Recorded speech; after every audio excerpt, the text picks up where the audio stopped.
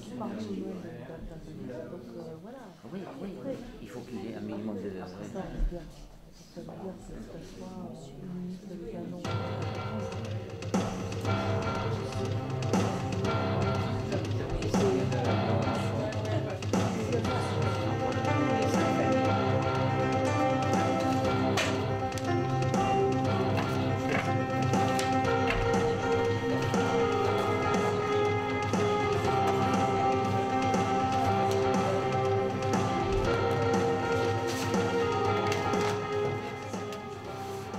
Bonsoir.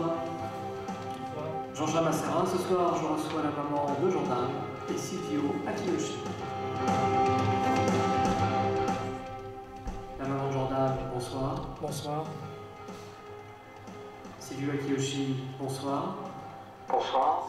Silvio Akiyoshi, vous êtes le patron des créatures qui vivent dans les herbes, les forêts, les bois, les cavernes ou les lacs. Vous êtes responsable du redoublement de Jordan.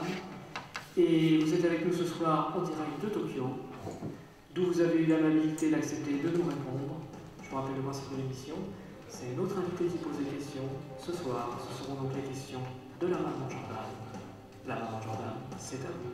Vous avez récemment déclaré que le passage en CM2 de mon fils n'était pas industriellement efficace. Vous pouvez nous expliquer un petit peu ça? De 4 à 9 ans, sous la pression croissante de leurs actionnaires et de leurs concurrents, les marques doivent aujourd'hui construire une relation, disons, privilégiée avec l'enfant.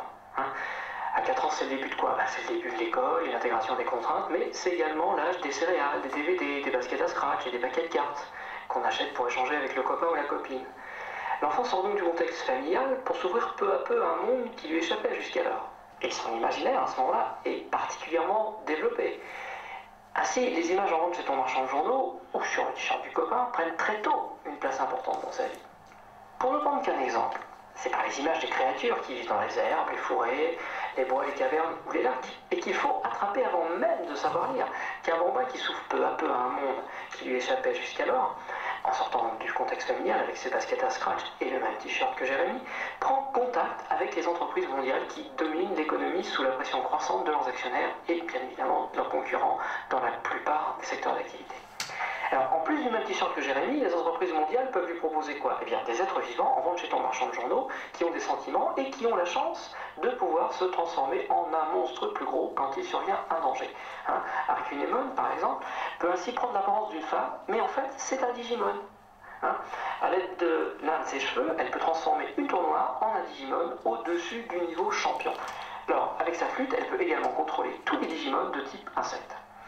Ensuite, c'est quoi? Eh bien, c'est l'instruction obligatoire pour les enfants des deux sexes, français et étrangers, entre 6 et 16 ans. C'est l'acquisition des instruments fondamentaux de la connaissance, expression orale ou écrite, lecture, calcul. Oui, enfin, sa maîtresse dit qu'il lit pas assez. Donc...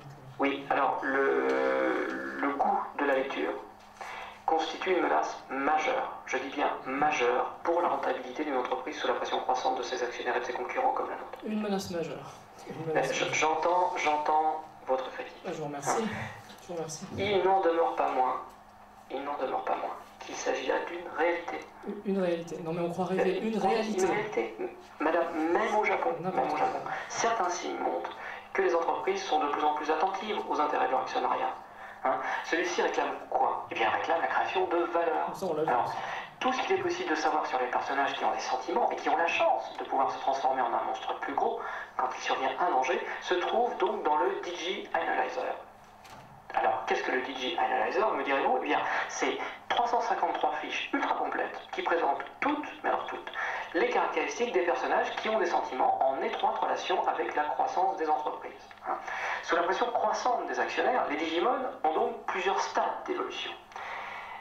À cet égard, la création de 353 fiches ultra complètes présentant toutes les caractéristiques des personnages qui ont des sentiments et qui ont la chance de pouvoir se transformer en un monstre plus gros quand il survient un danger, par la réduction des coûts ayant de toute évidence des limites, la progression du retard dans la maîtrise de la lecture et de l'écriture est aujourd'hui essentielle.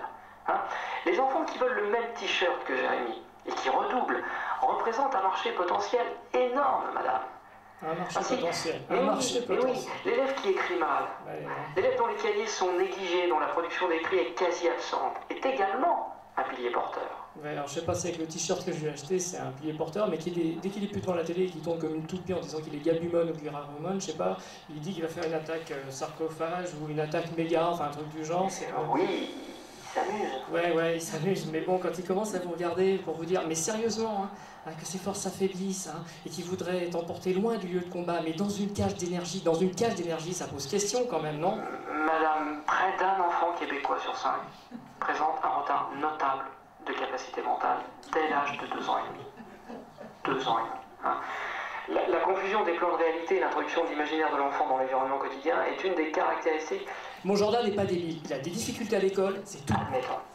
Cela dit, les enseignants le savent, on peut citer plusieurs exemples de dysfonctionnement dans la maîtrise de la langue orale ou écrite. On sait que toute difficulté persistante présentée par un élève dans ce domaine est susceptible d'induire des conséquences fort dommageables sur son développement personnel et scolaire. Ça c'est sûr. Et oui, c'est la raison pour laquelle, dès l'école maternelle, la manifestation de difficultés requiert la vigilance et un ajustement de l'action pédagogique. Oui, enfin, faut voir la gueule de l'aménagement pédagogique aussi. Oui, bon, ça... oui, je suis désolé. En tout cas, pour certains enfants, c'est peut-être le cas pour Jordan. Cette action conduite dans le cours normal des activités de la classe ou de l'école s'avère insuffisante ou inefficace. Mais il faut bien comprendre que le retard dans la maîtrise de la lecture et de l'écriture permet d'appauvrir le contenu de la communication.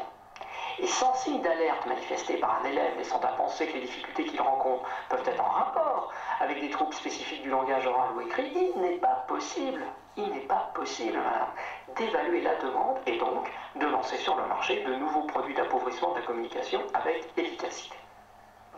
Cela dit, il semblerait quand même que votre Jordan souffre de troubles psychologiques, et vit dans une famille qui présente... de grandes difficultés socio-économiques. Ouais, t'es bien content qu'il soit là, le gamin qui souffre de troubles psychologiques, ça va. Sur le fond, le retard notable de capacité mentale dès l'âge de 2 ans et demi, pour moi, n'est ni une idée, ni un concept, mais une réalité en marche. Et cette réalité, elle doit être analysée comme l'est aujourd'hui la construction européenne, par exemple. Qu'est-ce qui se passe au niveau de la construction européenne? Il y a débat entre qui et qui? Eh bien, il y a débat entre souverainistes et fédéralistes sur la méthode, sur la finalité, mais personne ne songe un instant à remettre en cause le principe même d'Europe. Eh bien, de la même façon, la question devrait être posée aujourd'hui de savoir quel appauvrissement de la communication nous voulons désormais mettre en œuvre. Mais il communique plus, Jordan. Il communique plus, il passe sa journée à appuyer sur un bouton comme un débile, là, en criant qu'il est Gabumon ou Garurumon, je sais pas, ou quoi. Alors pour toi c'est peut-être un pilier porteur, mais c'est pas toi qui après trimballe dans la rue avec un gamin qui est tout le temps en train de se suivre comme ça, on appuie comme un débile, sur 2 petits boutons en criant qu'il est Gabumon ou Garurumon, et qu'à cause de toi il a pas pu capturer son gros lemme, ou je sais pas quoi, là. Gros lemme. Capturer son gros lemme à cause de toi. Voilà, c'est sa seule communication aujourd'hui. L'histoire du capitalisme est jalonnée de ces grandes vagues d'appels au secours. Il ne lit que des BD où ma mère était fan de Dallas et elle m'appelait comme son héroïne. Vous dites ça à cause de Jordan? Non. Je dis simplement que la pauvreté de votre environnement est à l'origine du succès de l'appauvrissement de la communication auprès des jeunes qui appuient comme des débiles sur 2 petits boutons et se mettent à hurler comme des gorées parce qu'ils n'ont pas pu capturer gros lemme. Le marketing a évolué. Si la satisfaction du gamin qui court dans tous les sens et tourne comme une toupie avec son nouveau t-shirt en répétant qu'il est Gabumon ou Garurumon reste la base, on considère aujourd'hui que ses préférences sont le fruit d'un environnement. Alors, il ne s'agit donc plus seulement de se laisser guider par l'environnement, mais aussi de guider l'environnement. Par ailleurs, il est clair que si la réduction significative du nombre d'élèves accédant au collège avec des fragilités importantes ou des difficultés structurées reste l'objectif essentiel de sa maîtresse, les entreprises mondiales dominent la maîtresse dans la plupart des secteurs d'activité. Comment les maîtresses peuvent-elles s'adapter alors? Mais elles ne le peuvent pas. Madame, dans un monde où sous la pression croissante de nos actionnaires et de nos concurrents, la production d'écrit est quasi absente, son champ d'action se restreint, c'est évident. La maîtresse avec ses histoires de petites souris qui ne voulaient pas dormir, ces petites billes qui ont des billes et qui vont donner 2 billes à mini-billes et les autres à maxi-billes, ces petits protège-cahiers à carreaux, ces mots où on entend le son haut qu'il faut entourer, se trouve confrontée en effet à qui? Eh bien à des hardcore gamers en basket à scratch qui la trouvent trop nulle. C'est vrai que sa maîtresse... Mais bien entendu. Il faut bien voir que la pauvreté de votre environnement, madame, et vos difficultés socio-économiques sont impulsées exclusivement par les transnationales et les marchés financiers, qui, eux, ne visent que leurs seuls intérêts. Et que leur premier objectif est de laminer les maîtresses avec leurs histoires de petites souris qui ne veulent pas dormir ou leurs petits protèges cahiers à carreaux. Cela dit, dans ce processus, il y a des gens qui, de toute évidence, jouent un rôle plus important que d'autres. Les institutions de Washington, par exemple le FMI, Banque mondiale, le département du Trésor américain, l'OMC, la Commission européenne, voilà le noyau dur qui structure le succès de l'appauvrissement de la communication auprès des jeunes qui appuient comme des débiles sur de petits boutons et se mettent à hurler comme des gorilles parce qu'ils n'ont pas pu capturer le problème. Le rôle du commissariat à l'idéologie étant désormais dévolu à l'OCDE. La maîtresse qui veut vous voir à 4h30 est la grande perdante de la mondialisation. Alors comment les mamans peuvent-elles réagir? Dans son fonctionnement et sa capacité à se projeter sur la scène internationale, la maman montre des faiblesses étonnantes. Tu m'étonnes. Ah oui. Je veux dire, elle est incapable, absolument incapable de peser tout son poids dans les instances du FMI ou de la Banque mondiale, largement dominée par la pression croissante de nos actionnaires et de nos concurrents. On l'a vu. Les mamans vont de façon prévisible aller vers quoi? Plus de régulation, devenir plus agressive, confisquer la Big Game Boy si ça continue, dans une tentative désespérée. Ah oui, ça c'est sûr. Donc il faut le dire, totalement désespérée pour maintenir leur contrôle. Et ça, alors là je vous le garantis, sans aucun succès. Oui, je sais. La maman n'est plus qu'un simple obstacle en fait. Une maman qui vous écrit aujourd'hui pour vous faire part d'un problème qui me ronge et me déprime au plus haut point. Je deviens agressive, très agressive même. Je m'énerve pour un rien, je crie très fort lorsque je me mets en colère. Il m'arrive même de hurler, je n'en suis pas fier, croyez-moi. Il m'arrive même de donner des fessées fortes à ma grande. J'ai jamais frappé Jordan, je n'ai jamais frappé mon enfant, donc je ne vous permets pas. Je ne vous permets pas. Je ne vous permets pas. Se produisent souvent dans des périodes d'innovation technologique qui promettent une croissance mirobolante, comme au XXe siècle lors de l'arrivée de la télévision dans les foyers. Voilà.